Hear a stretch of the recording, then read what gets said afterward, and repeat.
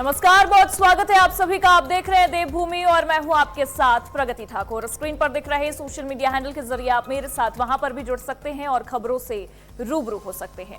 चलिए अब बुलेटिन की शुरुआत कर लेते हैं, जहां उत्तराखंड के मुख्यमंत्री पुष्कर सिंह धामी ने रामनगर स्थित गर्जिया देवी मंदिर परिसर का दौरा कर वहां चल रहे विकास कार्यों का निरीक्षण किया है। इस दौरान उन्होंने अधिकारियों से परियोजनाओं की प्रगति की जानकारी ली है और कार्यों को समयबद्ध व गुणवत्तापूर्ण ढंग से पूरा करने के निर्देश दिए हैं। निरीक्षण के समय केंद्रीय राज्य मंत्री अजय टम्टा भी मुख्यमंत्री के साथ मौजूद रहे।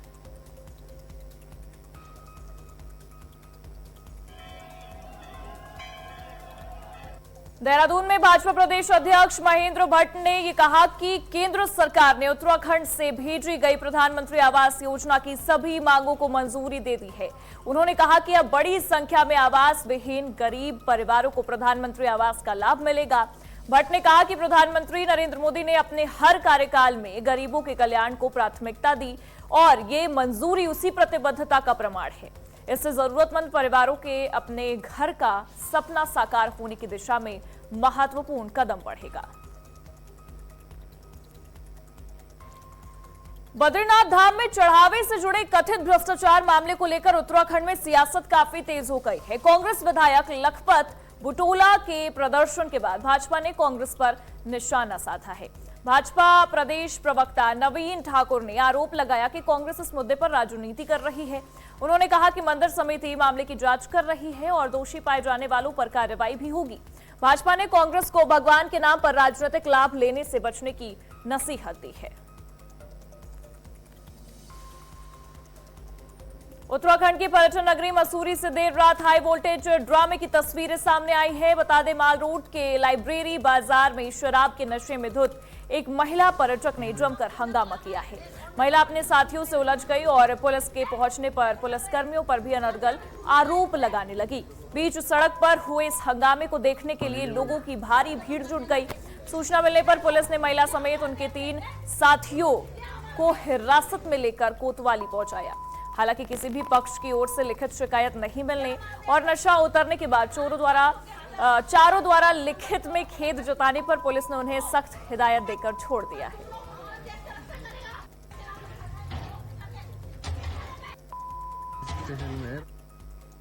उत्तराखंड सरकार का जन जन की सरकार जन जन के द्वार सेवा पखवाड़ा आम लोगों के लिए राहत का बड़ा मंच बन रहा है। नैनीताल के रामनगर में आयोजित स्वास्थ्य एवं सहायता शिविर में 27 विभाग एक ही छत के नीचे पहुंचे, जहां लोगों की समस्याएं सुनी गई और पात्र लाभार्थियों को सरकारी योजनाओं का लाभ दिया गया। शिविर में 53 शिकायतें दर्ज हुई, जिनमें से 32 का मौके पर ही समाधान किया गया।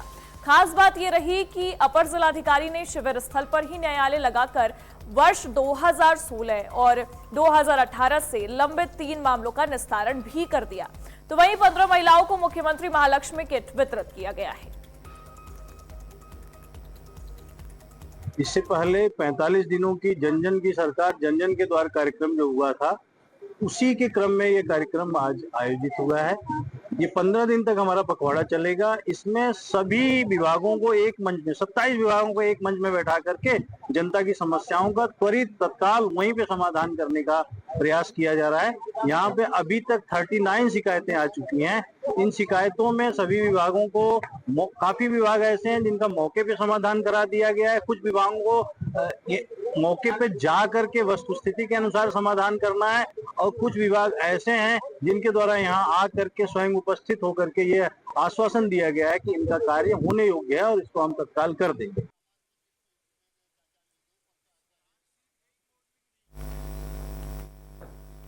तो देखिए, आपको बता दें, 32 शिकायतों को लेकर निस्तारण की बात कही गई है। रामनगर में सेवा पखवाड़े का यह आयोजन किया गया, जहां पर फरियादियों की फरियाद सुनी गई। और देखिए, इसी बीच ये बड़ी खबर सामने आ रही है, जहां इस्तीफे के बाद चंपत राय की चिट्ठी सामने आई है। बता दें, मेरे ऊपर अनुचित आरोप लगाए गए हैं। चंपत राय की जो चिट्ठी सामने आई है, उसमें यह साफ जिक्र किया गया है कि मेरे ऊपर अनुचित आरोप लगाए गए, मैंने मौन धारण कर लिया। एसआईटी की अंतिम रिपोर्ट के बाद सभी बिंदुओं पर उत्तर दूंगा, सभी सत्य सामने आएंगे। तो देखिए, इसी बीच ये बड़ी खबर, बड़ी जानकारी अयोध्या से सामने आ रही है, जहां पर इस्तीफे के बाद चंपत राय की चिट्ठी सामने आई है और उसमें साफ इस बात का जिक्र है कि मेरे ऊपर अनुचित आरोप लगाए गए हैं, मैंने मौन धारण कर लिया है। एसआईटी की अंतिम रिपोर्ट के बाद सभी बिंदुओं पर उत्तर दूंगा। तो मतलब साफ है कि एसआईटी की अंतिम रिपोर्ट जब सामने आएगी उसके बाद चंपत राय इन सभी आरोपों को लेकर जो उन पर लगाए गए हैं, लगातार जो सवाल पूछे जा रहे हैं, उन सब का जवाब यानी कि उन सभी बिंदुओं का उत्तर मिलता नजर आएगा, क्योंकि इस चिट्ठी में इस बात का जिक्र किया गया है। सभी सत्य सामने आएंगे। चंपत राय ने इस चिट्ठी में साफ कहा है कि सभी सत्य सामने आएंगे। और जरा जानकारी के लिए हमारे स्टेट हेड विवेक तिवारी हमारे साथ जुड़े हुए हैं। विवेक जी, किस तरीके से चीजें आप देख रहे हैं, क्योंकि देखिए पहले इस्तीफे को लेकर चीजें हुई, बीते कल हमने देखा किस तरीके से अयोध्या में हलचल तेज थी और अब इतनी बड़ी बात। जी देखिए, आज कल जब से ट्रस्ट की बैठक हुई और उसका निर्णय सामने आए तब से लोग चंपत राय को ढूंढ रहे थे कि वो कहां पर हैं। कुछ लोगों ने बताया कि वो अंडरग्राउंड हो गए हैं, कुछ लोगों ने बताया दिल्ली चले गए हैं वगैरह वगैरह। उनको लेकर तमाम तरह की खबरें और अफवाहें उड़ रही थी। आज इन्होंने सबका खंडन करते हुए ये बताया कि एक तो जो इन्होंने लेटर जारी किया है वो आज की डेट का है और उसमें स्थान अयोध्या लिखा हुआ है। इसका मतलब वो अयोध्या में है। खबर ये है कि वो कारसेवकपुरम में ही है। चिट्ठी लिख करके उन्होंने अपनी स्थिति को स्पष्ट किया है कि वो उनके ऊपर जो आरोप लगाए गए हैं अनुचित हैं और वो बोल इसलिए नहीं रहे हैं क्योंकि एसआईटी की अंतिम रिपोर्ट जब तक नहीं आएगी तब तक वो किसी बात का जवाब नहीं देंगे। लेकिन जो चर्चाएं चल रही थी उनको लेकर कि आखिर वो कहाँ गए, उसका उन्होंने एक तरह से उसको सार्वजनिक कर दिया है कि मैं अयोध्या में हूँ, लेकिन मैंने मौन धारण कर लिया है, मैं कुछ बोलूंगा नहीं। एक बात उन्होंने व्यक्तिगत तौर पर जरूर कही कि व्यक्तिगत तौर पर मेरे ऊपर अनेकों अनर्गल आरोप लगाए गए हैं, लेकिन मैंने मौन धारण कर लिया और इसका जवाब मैं 1 बाय 1 तब दूंगा जब एसआईटी की अंतिम रिपोर्ट सार्वजनिक हो जाएगी या वो रिपोर्ट आ जाएगी। तो बाकी चंपत राय का आगे क्या होता है ये कहना अभी मुश्किल है, लेकिन एक तरह से उन्होंने अपना पक्ष जनता के सामने रख दिया है और ये कहा है कि वो अयोध्या में हैं और एक एक बात का जवाब देंगे, लेकिन तब जब एसआईटी की अंतिम रिपोर्ट आ जाएगी। लेकिन देखिए, अगर हम बात करें चंपत राय की, तो देखिए बहुत दिनों से उनके ही चीजों को लेकर इंतजार था। क्या वो कहते हैं, किस तरीके से चीजें कहते हैं। बीते कल भी जब बैठक हुई थी, बैठक में भी उनकी ही सारी चीजों पर नजरें थी और आज जब ये चिट्ठी सामने आई है तो क्या लगता है और कितनी बड़ी हलचल अब मचती नजर आएगी? देखिए, हलचल जो चंपत राय को लेकर थी उसको शांत करने के लिए ही संभवतः उन्होंने ये चिट्ठी जारी की है और सार्वजनिक की है। अभी चूंकि एसआईटी की इंक्वायरी चल रही है, बात अभी खत्म नहीं हुई है, एक किसी पड़ाव पर आकर ठहर गई है। देखिए, जो जमीन का घोटाला हुआ है यानी जमीन को बेचने खरीदने की जो बात ट्रस्ट के द्वारा की गई थी और वो 2024 के पहले से वो सब कुछ चल रहा है, उसमें अब बहुत सारी चीजें ऐसी हैं जो चंपत राय से जुड़ी हुई है। जो संजय सिंह ने जो दस्तावेज दिए हैं एसआईटी की टीम को, उसमें बहुत से कागज ऐसे हैं जो चंपत राय के सिग्नेचर से उन जमीनों को ट्रस्ट के लिए खरीदा गया और बड़ी भारी रकम में कई गुना ज्यादा पैसा देकर के खरीदा गया। तो बहुत सारी चीजें हैं जो अभी जांच के दायरे में है। जब ये सारी जांच कंप्लीट हो जाएगी एसआईटी की, उसके बाद फिर चंपत राय पर किस तरह के सवाल खड़े होते हैं, उनका क्या रोल है। अभी जो अंतरिम रिपोर्ट आई उसमें चंपत राय का कोई नाम नहीं है, कहीं उनका जिक्र नहीं है। तो सब कुछ ठीकरा फोड़ा गया है एसआईटी के द्वारा अपनी अंतरिम रिपोर्ट में, वो अनिल मिश्र पर फोड़ा गया है। चंपत राय का उसमें कहीं कोई जिक्र नहीं। शायद इस बात से इनको भी तसल्ली हुई होगी कि पहली रिपोर्ट में हमारा कहीं नाम नहीं है और शायद इसीलिए उन्होंने ये बात कही है कि जब आखिरी रिपोर्ट आ जाएगी तब मैं हर बात का जवाब दूंगा। तो वो वेट करना चाहिए। संभवतः 20 से 22 जुलाई के बीच में ये सारी चीजें स्पष्ट होंगी। मैं एक चीज और जानना चाहूंगी विवेक जी आपसे, क्योंकि देखिए बीते कल जो बैठक हुई उसमें जिस तरीके से चीजें हुई हैं, जिस तरीके से निर्णय सामने आया और ट्रस्ट ने जो प्रेस कॉन्फ्रेंस की, क्या उसी की एक तस्वीर ये है कि आज हमें चंपत राय की ये चिट्ठी मिली है जो कि हम अभी तक दर्शकों के सामने रख रहे हैं कि उन्होंने इस बात का जिक्र किया है? देखिए, उनका इस्तीफा तो पहले ही हो गया था। ये तो आज की खबर ने सबसे पहले ब्रेक कर दिया था। और जो कल बताया गया ट्रस्ट की ओर से कि जो उनका संविधान है वो ये कहता है कि इस्तीफा देते ही वो स्वीकृत हो जाता है। यानी जिस क्षण चंपत राय ने इस्तीफा दिया था उसी वक्त वो ट्रस्ट से अपने आप को अलग समझें, ये बात बिल्कुल तय मान करके चली गई थी। ये बात कल जाकर के पता लगी कि इस्तीफा देते ही वो स्वीकार हो जाता है। तो इसका मतलब ये कि चंपत राय ने जब इस्तीफा दिया था तभी से उनको पता था कि अब वो ट्रस्ट के सदस्य नहीं है और इसीलिए कल की बैठक से भी वो दूर रखे गए। वो महासचिव के पद से उसी वक्त हट चुके थे जिस वक्त उन्होंने इस्तीफा दिया था। लेकिन जो कल जो कुछ हुआ है, जिस तरह से एसआईटी की रिपोर्ट सार्वजनिक हुई है उसके जरिए, उससे कहीं ना कहीं ये लग रहा है कि अभी चंपत राय के ऊपर उतने जो आक्षेप बाहर लगाए जा रहे हैं, एसआईटी की जांच रिपोर्ट में वो सब ऐसा कुछ भी नहीं पाया गया है। तो जी। अभी वेट करना पड़ेगा कि अंतिम रिपोर्ट जब आती है तब चंपत राय के उसमें जिक्र होता है या नहीं होता है, ये देखना होगा। लेकिन पहली रिपोर्ट उनके लिए राहत भरी है और शायद इसीलिए लोगों ने, जो वहां पर ट्रस्ट के लोग थे, उन्होंने ये कहा कि वो निष्कलंक है, इनके ऊपर किसी तरह का आक्षेप एसआईटी की जांच में लगाया नहीं गया है।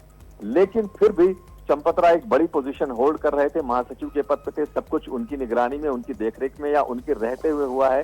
कहीं ना कहीं इस बात को उन्होंने समझा है और जो कहा जा रहा है कि नैतिकता के आधार पर उन्होंने इस्तीफा दिया है, जो इस्तीफे का आधार वो नैतिकता है, वो ये नहीं है कि हम इस किसी भी चीज के लिए जिम्मेदार हैं। बिल्कुल, क्योंकि अगर हम देखें एक तरीके से विवेक जी सारी चीजें, तो जो भी कल हुआ बैठक में जिस तरीके से चीजें हुई वो साफ नजर आई कि अनिल मिश्र को लेकर ही चीजें नजर आई हैं। और सबसे बड़ी चीज की एसआईटी की जो पहली रिपोर्ट सामने आई थी उसमें भी चंपत राय को लेकर चीजें, वहां पर भी कुछ नहीं थी। और अब जब ये चिट्ठी आई है और उन्होंने साफ इस बात का जिक्र किया है कि जब अंतिम रिपोर्ट आ जाएगी तभी मैं अपनी बात रखूंगा, तो ये साफ समझ में आ रहा है कि इनको कहीं ना कहीं इस बात का अंदाजा है कि इर्द गिर्द इनकी चीजें नहीं घूम रही हैं। सबसे बड़ी चीज शायद ऐसा कह सकते हैं, क्योंकि जो पहली रिपोर्ट में कुछ ना कुछ जिक्र तो होगा, लेकिन जो पहली रिपोर्ट है प्रगति, वो सिर्फ चढ़ावा चोरी और जो गबन हुआ है उसको लेकर के है। जमीन का घोटाला जिस वक्त खुलेगा, उस घोटाले में क्या चंपत राय का कोई रोल है या नहीं है, ये सामने आना बहुत जरूरी है। क्योंकि चंपत राय से जुड़ा हुआ वो जो मामला है उसको चंपत राय से सीधे जोड़ा जा रहा है। संजय सिंह ने और जो दूसरे विपक्षी दलों ने जो कागजात सार्वजनिक किए हैं जमीन को खरीदने के लिए, उस कागज पर चंपत राय के सिग्नेचर हैं, तो उसमें उनका रोल कितना होगा? क्योंकि एसआईटी ने वो दस्तावेज ऑफिशियली संजय सिंह को बुला करके ले लिए हैं, तो इसका मतलब यह जमीन घोटाले की भी जांच हो रही है। उस घोटाले में चंपत राय का रोल है या नहीं है, ये चीजें साफ होनी चाहिए और ये तब साफ होगी जब एसआईटी की आखिरी रिपोर्ट आ जाएगी। शायद इसीलिए चंपत राय ने कहा कि हमने मौन धारण कर लिया है और वेट करेंगे, अंतिम रिपोर्ट जब आएगी तब उसके बाद जवाब देंगे। बिल्कुल, बहुत बहुत शुक्रिया तमाम जानकारियों के लिए आपका विवेक जी। और चलिए अब रुक कर लेते हैं देवभूमि की ओर, जहां दिल्ली देहरादून एक्सप्रेसवे का इस्तेमाल करने वाले यात्रियों के लिए अहम अपडेट है। बता दें, देहरादून ट्रैफिक पुलिस के मुताबिक दिल्ली से देहरादून आने वाला यातायात एक्सप्रेसवे पर सामान्य रूप से संचालित हो रहा है। तो वहीं देहरादून से दिल्ली जाने वाले वाहनों को मरम्मत कार्य के चलते उत्तर प्रदेश वाले पुराने मार्ग पर डायवर्ट किया गया है। ट्रैफिक सीओ अंकित कंडारी ने यह बताया है कि मरम्मत का काम पूरा होते ही एक्सप्रेसवे पर दोनों ओर यातायात पहले की तरह सुचारू रूप से शुरू कर दिया जाएगा। जो दिल्ली देहरादून एक्सप्रेसवे है उसमें दिल्ली से जो देहरादून आ रहा ट्रैफिक है वो सामान्य रूप से अपनी साइड से आ रहा है। जो दिल्ली से देहरादून जाने का ट्रैफिक है वो उत्तर प्रदेश के द्वारा पुरानी रोड से डाइवर्ट किया गया है। जो भी है ये वहाँ पे कुछ पैच वर्क का कार्य चल रहा है जिस वजह से डाइवर्ट किया गया है। पैच वर्क कंप्लीट होते ही यातायात नियमित अपने एक्सप्रेसवे से चलने लग जाएगा। और वहीं देखिए, बद्रीनाथ धाम में श्रद्धालुओं के चढ़ावे में कथित चोरी के मामले पर सियासत काफी तेज हो गई है। उत्तराखंड कांग्रेस अध्यक्ष गणेश गोदयाल ने राज्य सरकार की जांच प्रक्रिया पर सवाल उठाते हुए इसे निष्पक्ष नहीं बताया है। गोदयाल ने आरोप लगाया कि जिन अधिकारियों और कर्मचारियों पर अनियमितता के आरोप हैं उन्हें ही जांच समिति में शामिल कर दिया गया है, जिससे पारदर्शिता पर सवाल खड़े होते हैं। कांग्रेस की मांग है कि पूरे मामले की जांच विधानसभा की संयुक्त समिति से कराई जाए, जिसकी अध्यक्षता नेता प्रतिपक्ष करे। यदि सरकार ऐसा नहीं करती है तो जांच की निगरानी हाईकोर्ट के न्यायाधीश से कराई जाए।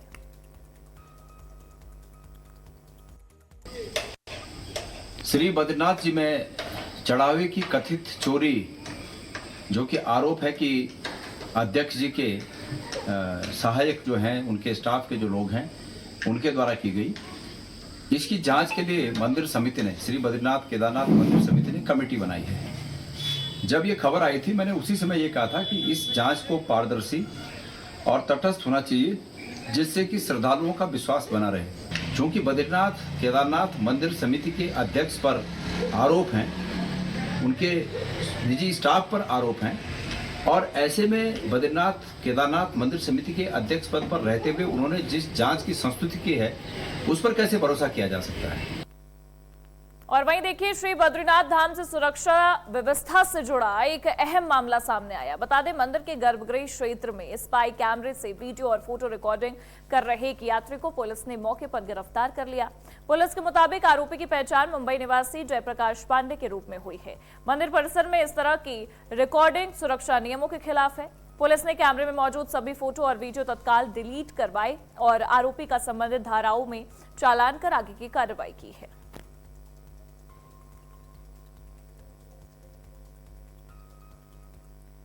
उत्तराखंड में मानसून पूरी तरह से सक्रिय है। बता दें, प्रदेश भर में बारिश का सिलसिला लगातार जारी है। मौसम विज्ञान केंद्र देहरादून ने आज और पूरे सप्ताह कई जिलों में भारी बारिश की संभावना जताई है।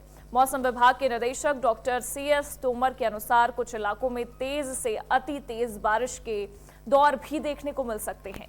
इसे देखते हुए प्रदेश के कई जनपदों के लिए येलो अलर्ट भी जारी किया गया है। मौसम विभाग ने लोगों से सतर्क रहने और विशेषकर पहाड़ी क्षेत्रों में अनावश्यक यात्रा से बचने की अपील की है। अभी मौसम जैसे हमने बताया था पीछे भी फोरकास्ट में कि भाई अभी एक्टिव रहने का टाइम है। और अभी जो पिछले 24 घंटे के दौरान अगर हम देखें, बहुत भारी बारिश भी हमारे को बागेश्वर और उत्तरकाशी जिले में मिले भारी बारिश। बाकी पिथौरागढ़ में, चमोली में, देहरादून जिलों में भी प्राप्त हुई है। तो अभी आने वाले जो टाइम है उसमें भी हमने जो फोरकास्ट दिया अगले 12 तारीख तक के लिए, अगले एक सप्ताह, तो इसमें हल्की से मध्यम दर्जे की बारिश अनेक से लेकर अधिकांश स्थानों पर आपको देखने को मिल सकती है, लगभग सभी जनपदों में। और जो चेतावनी है इसके लिए हमने चेतावनी में भी जो है अगले 24 घंटे के लिए बागेश्वर जिले में जो है बहुत भारी से बहुत भारी बारिश जैसे होने के चांसेस है, तो ऑरेंज, उसके लिए ऑरेंज अलर्ट रखा हुआ है। और रुकेंगे छोटे से ब्रेक के लिए, हम फिर हाजिर होते हैं। आप देखते रहिए आज की खबर।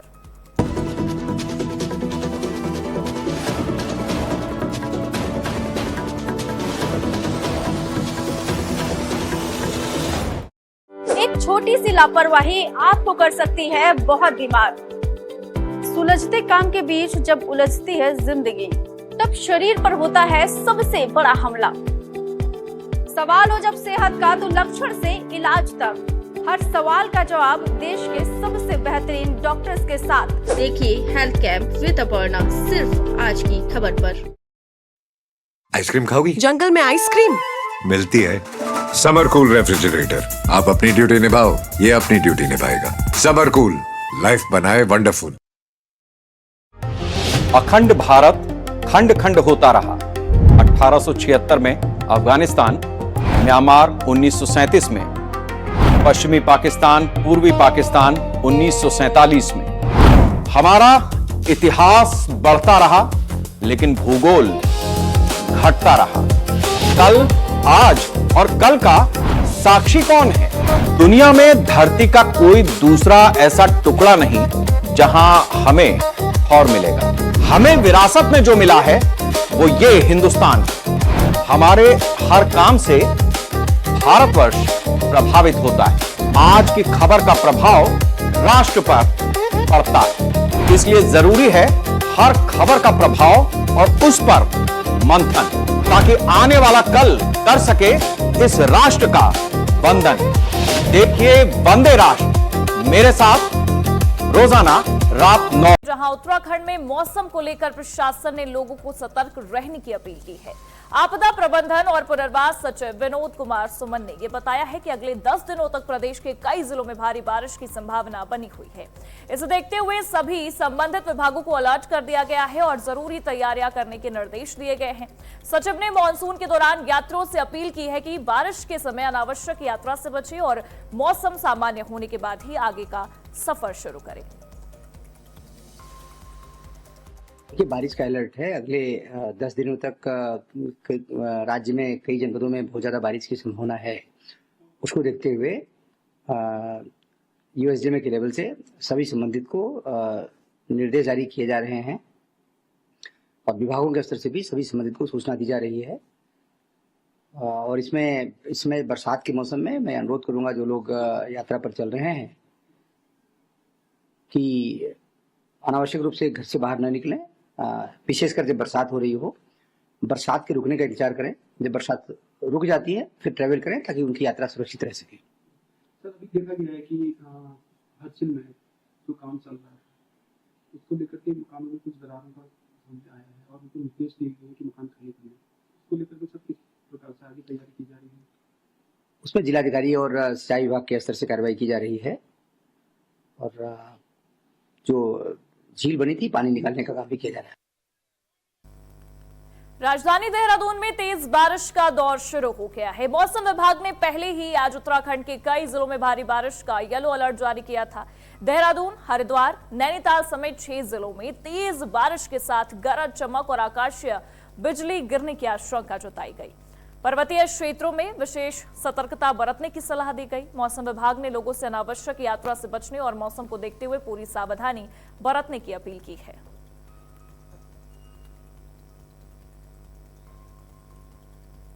और वहीं उत्तराखंड के परिवहन मंत्री प्रदीप बत्रा ने विधानसभा में परिवहन विभाग की समीक्षा बैठक कर कई अहम निर्देश दिए हैं। मंत्री ने बताया कि रामनगर और टनकपुर में बन रहे नए बस अड्डों का करीब 70% निर्माण कार्य पूरा हो चुका है और शेष काम जल्द पूरा करने के निर्देश दिए गए हैं। उन्होंने कहा कि चारधाम यात्रा के दौरान परिवहन निगम ने अब तक करीब 8 करोड़ रुपए की आय अर्जित की है। साथ ही जल्द ही पहाड़ी क्षेत्रों के लिए 50 नई मिनी बसें भी चलाई जाएगी और केंद्र सरकार से 140 इलेक्ट्रिक बसें भी उत्तराखंड को मिलने वाली हैं। इसके अलावा टिकट बुकिंग को आसान बनाने और सभी जिलों में सिटी बस सेवा शुरू करने की दिशा में भी काम तेज किया जा रहा है। विभाग के साथ करी गई। परिवहन विभाग में जो हमारे कार्य चल रहे हैं उनको अपडेट किया गया। जो हमारे बस स्टॉप बस स्टेशन बन रहे हैं रामनगर और टनकपुर का, उनकी समीक्षा करी गई। 70% काम लगभग दोनों बस स्टेशन का तैयार है। टनकपुर बस स्टेशन माननीय मुख्यमंत्री जी का ड्रीम प्रोजेक्ट है, उसमें बहुत जल्द हम लोग उसको पूरा करके उसका उद्घाटन कराएंगे। इस बार हमारा परिवहन निगम जो है पहली बार जो है काफ़ी रेवेन्यू जनरेट हुआ और घाटे से उत्तराखंड में लगातार हो रही मॉनसून की बारिश के बीच केदारनाथ यात्रा जारी है। प्रशासन ने यात्रा मार्ग के संवेदनशील और भूस्खलन संभावित क्षेत्रों में निगरानी बढ़ा दी है। जिला आपदा प्रबंधन अधिकारी नंदन सिंह राजवार ने ये बताया है कि यात्रियों की आवाजाही पर लगातार नजर रखी जा रही है और सीसीटीवी के माध्यम से भी हालात की निगरानी की जा रही है। उन्होंने श्रद्धालुओं से अपील की है कि किसी भी प्राकृतिक आपदा, मार्ग अवरोध या आपात स्थिति की सूचना तुरंत प्रशासन को दे और यात्रा के दौरान पूरी सतर्कता बरते।